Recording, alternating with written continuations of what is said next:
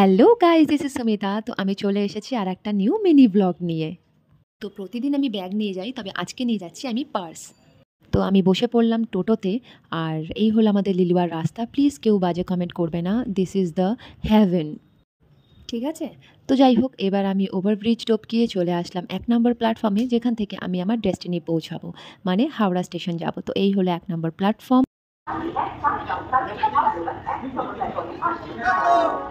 তো এই যে ট্রেন এসে গেছে।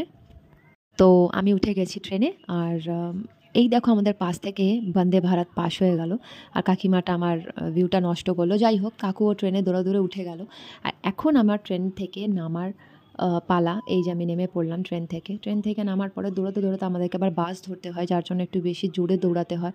বিশ্বাস করো, এখান থেকে যেতে আমার যে কি বিরক্ত লাগে। একবার সিঁড়িতে ওঠো, একবার সিঁড়ির থেকে নামো, তারপরে গিয়ে বাস ধরো।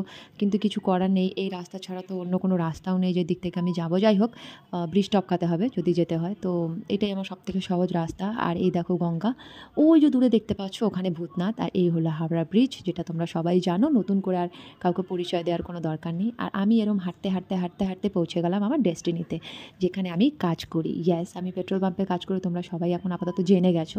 এই হলো কালু, আর এই হলো কালুর মা। এই জানো তো 7টা বাচ্চা দিয়েছিল, যার মধ্যে একটাও বেঁচে নেই। খুব স্যাড লাগে জানো তো, আমি খুব কেঁদে ফেলেছিলাম। যাই হোক, যে দাদাটা চা আনে সে আজকে আসেনি, তাই জন্য আমাকেই চা আনতে হলো। আর কোনো কাজই ছোট না, আমি এখানে চা খাচ্ছিলাম, বাট আমি এটার সাথে কী খাচ্ছি আমার কিছুতেই মনে পড়লো না, জানো তো। আর ওই দেখো দূরে দাঁড়িয়ে আছে পিঙ্কি, যে আমার খুব ফেভারিট। আর দাদা এখানে অলরেডি পাম্প পরিষ্কার করা স্টার্ট করে দিয়েছিল। আর এই হলো আরেকটা দাদা, যার সাথে আমি কাজ করি, আমার শিফটে এই দাদাই কাজ করে আমার সাথে। তো এ আমার বাবার বয়সী, জেঠুর বয়সী তাতেও আমাকে দাদা ডাকতে হয়, মা সম্মান দিলেই হলো। আর আমি আবার একটু চা খাওয়ার পরে এ দেখো আমি তেল দিচ্ছি। ইয়েস, গাড়িতে। আমি কোনো মানুষকে তেল দিই না, আমি শুধু গাড়িতে তেল দিই। I am not joking. তো যাই হোক, আমি তেলটা এখানে দেওয়ার পরে দাদা এখানে পয়সাটা কালেক্ট করে নিল।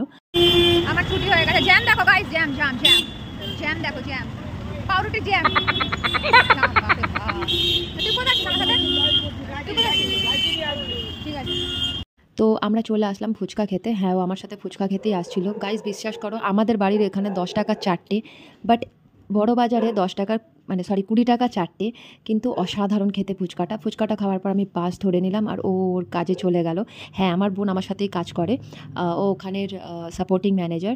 তো বাস ধরার পরে হাওড়া ব্রিজ টপকিয়ে আবার ট্রেন ধরে, যেটা আমার রুটিন ডেলির, ট্রেন ধরে আমি আবার চলে আসলাম বাড়ির দিকে। এখানে না কি করতে ক্যামেরাটা আমি ধরে রেখেছিলাম জানি না। যাই হোক, লিলুয়াতে চলে এসেছি, বসে পড়লাম টোটোতে, আবার ধারাত ধারাত ধারাত ধারাত করতে করতে চলে আসলাম বাড়ি। তো ব্লগটা কেমন লাগলো অবশ্যই কমেন্ট করে জানাবে। দেখা হচ্ছে নেক্সট ব্লগ।